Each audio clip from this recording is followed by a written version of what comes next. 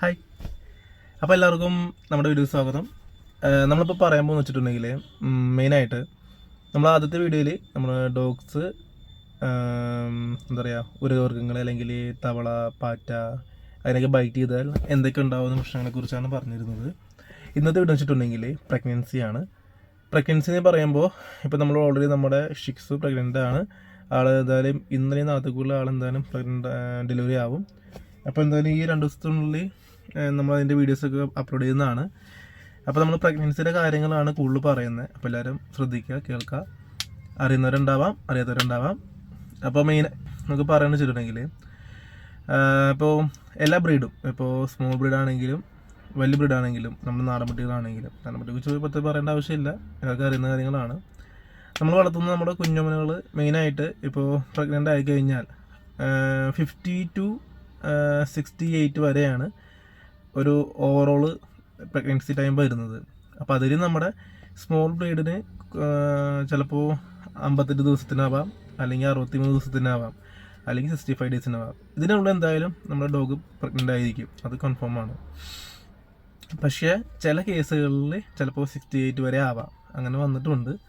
പിന്നെ രണ്ടാമത്തെ കേസ്, നമ്മൾ ഇപ്പോൾ ഏകദേശം ഡെലിവറി ടൈം നമുക്ക് ഏകദേശം അറിയാൻ പറ്റുന്ന സമയത്തൊന്ന് നമ്മൾ ഡോക്ടറെ കൊണ്ട് കാണിക്കുക. അപ്പോൾ നമുക്ക് 2 തരത്തിൽ എടുക്കാം. സ്കാനിങ് ചെയ്യാം, എക്സ്റേ എടുക്കാം. സ്കാനിങ് ആണെങ്കിൽ നമുക്ക് കുട്ടികളുടെ പൊസിഷൻ കാര്യങ്ങൾ ഏകദേശം അറിയാം, പക്ഷെ മൊത്തത്തിൽ അറിയാൻ പറ്റില്ല. കുട്ടികളിൽ ഏകദേശം എണ്ണം ഏകദേശം പറയാൻ പറ്റും, പക്ഷേ അവർക്കൊരു കറക്റ്റായിട്ട് കിട്ടില്ല.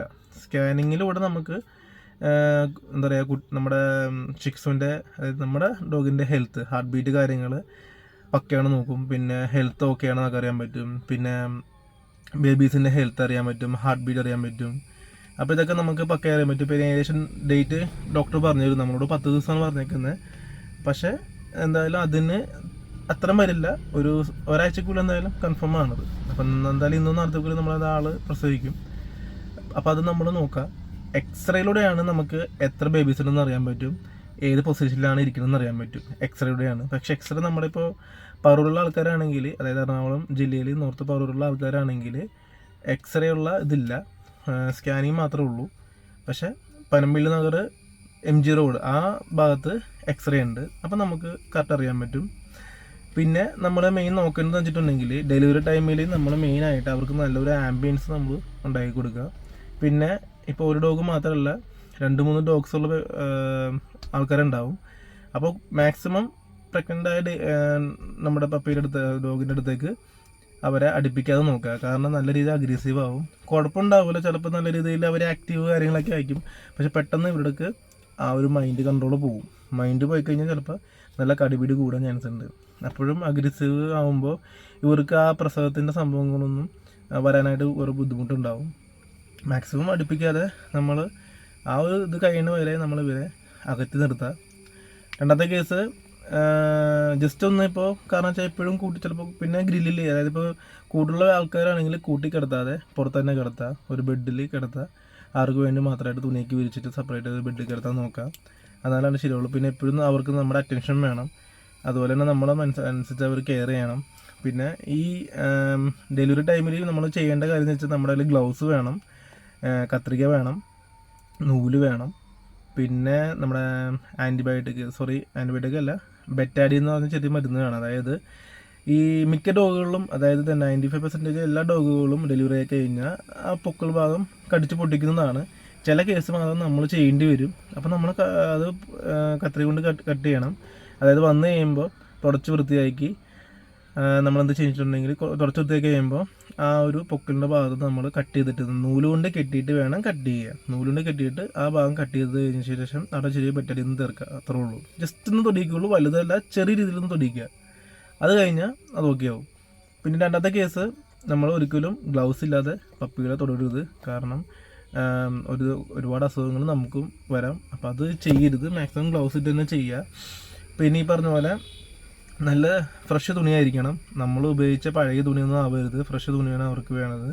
പിന്നെ പേപ്പർ കാര്യങ്ങൾ വിരിച്ച് കാര്യങ്ങൾ ചെയ്യുക. പിന്നെ മെയിൻ നോക്കേണ്ടതെന്ന് വെച്ചിട്ടുണ്ടെങ്കിൽ, ഈ പപ്പീസ് ആയി കഴിഞ്ഞാൽ 7 days അല്ലെങ്കിൽ 6 daysനുള്ളിലേ ഇവർ കണ്ണു തുറക്കുള്ളൂ. അപ്പോൾ മാക്സിമം ഇവർ എപ്പോഴും നല്ലൊരു നീറ്റായിട്ടുള്ള ഏരിയയിൽ പപ്പീസിനെ കിടത്താവുള്ളൂ.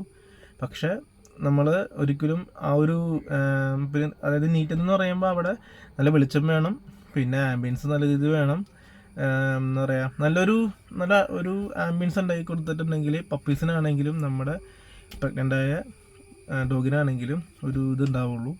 പിന്നെ പപ്പീസ് ജനിച്ചു കഴിഞ്ഞ ശേഷം ഒന്ന് ഡോക്ടറെ അറിയിക്കുക, ഡോക്ടർ എല്ലാം ഓക്കെയാണ്, കുഴപ്പമൊന്നുമില്ല. അപ്പോൾ ചിലപ്പോൾ ഡോക്ടർ പറയും ഒന്ന് കൊണ്ടുവന്ന് കാണിക്കാൻ പറയും, ഇല്ലെങ്കിൽ കണ്ണ് വന്ന ശേഷമായിരിക്കും കാണിക്കാൻ പറയണം. അല്ലെങ്കിൽ 1 മാസം അല്ലെങ്കിൽ 28 days ആകുമ്പോൾ ഇവർക്ക് മരുന്നും കാര്യങ്ങളും കൊടുക്കണം. പിന്നെ കുത്തിവയ്പ്പ് കാര്യങ്ങളൊക്കെ ഉണ്ട്. അത് കുത്തിവയ്പ്പിൻ്റെ മരുന്നിൻ്റെ കാര്യങ്ങൾ ഞാൻ പുറമേ പറഞ്ഞുതരാം. ഇതൊക്കെയാണ് മെയിൻ നോക്കേണ്ടത്. പിന്നെ ഈ പറഞ്ഞ പോലെ പ്രഗ്നൻസിയുടെ സംഭവം ഈ പറഞ്ഞ പോലെ ഇത്ര ദിവസം 65 days ആണ് മാക്സിമം ഓവറോൾ വരുന്നത്. ചിലപ്പോൾ മാത്രം 68 വരെയും പോയിട്ടുണ്ട് കേട്ടോ. അപ്പം അത് നോക്കുക. പിന്നെ നമ്മൾ മെയിനായിട്ട് ഇവരെ നല്ല രീതിയിൽ കെയർ ചെയ്യുക, അത് തന്നെ മെയിൻ നോക്കേണ്ടത്. പിന്നെ കൂടുതലും ചിലപ്പോൾ രാത്രി ആയിരിക്കുള്ളൂ കൂടുതൽ ഇവർ പ്രസവിക്കാറില്ല, ചിലപ്പോൾ ഉച്ചയ്ക്കാവാം. പക്ഷെ നോർമലിലും മിക്കതും കണ്ടിട്ട് രാത്രിക്കാണ്. ഇപ്പം നമ്മുടെ ഫ്രണ്ടിൻ്റെ ആണെങ്കിലും ആളുടെ ഒരു വെളുപ്പിന് 4 മണി തൊട്ട് 6 മണി വരെ ഉണ്ടായി. പിന്നെ പ്രഗ്നൻറ്റിൻ്റെ കാര്യം എന്ന് പറയുമ്പോൾ ഇപ്പോൾ ബേബീസ് നമുക്ക് ഏകദേശം നമ്മൾ നോക്കും, ചിലപ്പോൾ 4 ബേബീസ് ഉണ്ടെന്ന് പറയും. അപ്പോൾ ഇവർ ചിലപ്പോൾ ഓരോ 1 മണിക്കൂറോ 2 മണിക്കൂറോ ഇടവിട്ടായിരിക്കുള്ളൂ ഇവർ പ്രസവിക്കുന്നത്. അപ്പോൾ ആ രീതിയിൽ നമ്മൾ കെയർ ചെയ്യുക. നമ്മുടെ ഉറക്കം കാര്യങ്ങളൊക്കെ പോവും അറിയാം, പക്ഷെ നമ്മൾ നമ്മുടെ ബേബീസിനെ സുരക്ഷിതമായിട്ട് നോക്കണം. എന്തൊക്കെ ചെയ്യണം, കാരണം വെച്ചാൽ ചിലപ്പോൾ ബേബീസ് വരാനായിട്ട് ചിലപ്പോൾ നമ്മൾ ആ ബ്ലാഡറിങ് വരുമ്പോൾ ചിലപ്പോൾ സ്റ്റക്കാവുന്ന ചാൻസ് ഒരുപാടുണ്ട്. അപ്പോൾ നമ്മൾ ജസ്റ്റ് കൈ കൊണ്ട് പയ്യെ പ്രസ് ചെയ്തിട്ട് വേണം എടുക്കാനായിട്ട്. അപ്പോൾ അതൊക്കെ നോക്കണം. പിന്നെ എപ്പോഴും നമ്മുടെ പ്രഗ്നൻ്റായ ഡോഗിനെ എപ്പോഴും നല്ല രീതിയിൽ കെയർ ചെയ്ത് തലോടി അതിനെ ചെയ്ത് പോവുക. പിന്നെ പറഞ്ഞു വെച്ചിട്ടുണ്ടെങ്കിൽ ഈ പ്രഗ്നൻ്റായ ഡോഗ് ഉണ്ടാവുമല്ലോ, അപ്പോൾ അതുപോലെ അതിൻ്റെ കൂടെ തന്നെ 2, 3, 4, 5 ഡോഗും വളർത്തുന്ന ആൾക്കാരുണ്ടാവും. മാക്സിമം ഈ പ്രഗ്നൻ്റായ ഡോഗിനെ അടുത്തേക്ക് അടുപ്പിക്കാതെയും കൂടി നോക്കണം. ജസ്റ്റ് കണ്ട് ഓക്കെ എന്നിട്ട് മാറ്റി നിർത്തുക, അല്ലെങ്കിൽ ഭയങ്കര ബുദ്ധിമുട്ടാവും. അത് നിങ്ങൾ ചെയ്യുക. ഓക്കെ, ഇതൊക്കെയാണ് മെയിൻ പറയാനുള്ളത്. ഇനി അടുത്ത വീഡിയോസിൽ നമുക്ക് നമ്മുടെ ഡെലിവറി കാര്യങ്ങളൊക്കെ കാണിക്കാം. പിന്നെ മരുന്ന് കാര്യങ്ങൾ, എന്തൊക്കെ മരുന്ന് കൊടുക്കേണ്ടത്, എന്തൊക്കെ ഫുഡാണ് കൊടുക്കേണ്ടതൊക്കെ പറയാം. പിന്നെ കൊടുക്കേണ്ടാത്തതും കൊടുക്കുന്നതും ആയ ഫ്രൂട്ട്സ്, പിന്നെ നമ്മുടെ ഇപ്പോൾ നമ്മൾ ചിലപ്പോൾ എണ്ണമയങ്ങളുള്ള ആഹാരം കഴിക്കും, അപ്പോൾ അതൊക്കെ ഏതൊക്കെ കൊടുക്കാൻ പറ്റും ഒക്കെ എല്ലാം ഞാൻ പറഞ്ഞുതരാം. ഓക്കെ, ഇതൊക്കെ മെയിൻ പറയാനുള്ളത്. അപ്പോൾ എന്തായാലും എല്ലാവരും ഇതൊക്കെ ഒന്ന് ശ്രദ്ധിക്കുക. മെയിനായിട്ട് പ്രഗ്നൻസി ടൈമിൽ നല്ല രീതിയിൽ കെയർ ചെയ്യുക, കാരണം മഴയും കാര്യങ്ങളൊക്കെയാണ്, നല്ല തണുപ്പുണ്ടാവും. അപ്പോൾ നല്ലൊരു അധികം ഇവർക്ക് ഓവർ തണുപ്പും ബുദ്ധിമുട്ടാണ്, എന്നാൽ തണുപ്പ് വേണം അതുപോലൊക്കെ തന്നെയാണ്. അപ്പോൾ നമ്മൾ ഒരുപാട് ചൂടാകാനും പാടില്ല, എന്നാൽ ഒരുപാട് തണുക്കാനും പാടില്ല. ഒരു ഓവറോൾ ഒരു സെയിം ആയിട്ടുള്ള ആംബിയൻസിൽ വേണം ഇവരെ നമ്മൾ നോക്കാനായിട്ട്, കാരണം മഴയും കൂടി ആകുമ്പോൾ നല്ല രീതിയിൽ തണുപ്പാവും. അപ്പോൾ അതിതൊരു കെയർ ചെയ്യുക. അപ്പോൾ ഓവർ ചൂടാകാനും പാടില്ല, ഓവർ തണുപ്പാകാനും പാടില്ല. ഒരു മിതമായ രീതിയിൽ നമ്മൾ അവരെ ആ ഒരു ബോഡി ടെമ്പറേച്ചർ നോക്കണം, അല്ലെങ്കിൽ ഇവർക്കതിന് ബുദ്ധിമുട്ടാണ്. ഓക്കെ, അപ്പോൾ ഇതൊക്കെയാണ് പറയാനുള്ളത്. അപ്പോൾ നമ്മുടെ പപ്പീസിനെ നോക്കുക. പിന്നെ ഈ പറഞ്ഞ പോലെ പ്രഗ്നൻസിയുടെ കാര്യങ്ങൾ മെയിനായിട്ട് നോക്കുക. അതാണ് നമ്മുടെ ഏറ്റവും വലുത്. കാരണം വളർത്തണം മാത്രമല്ല, നമ്മൾ നോക്കുമ്പോൾ അതിൻ്റെതായ ഒരുപാട് ബുദ്ധിമുട്ട് കാര്യങ്ങളൊക്കെ ഉണ്ട്. അപ്പോൾ നോക്കണം. ഓക്കെ.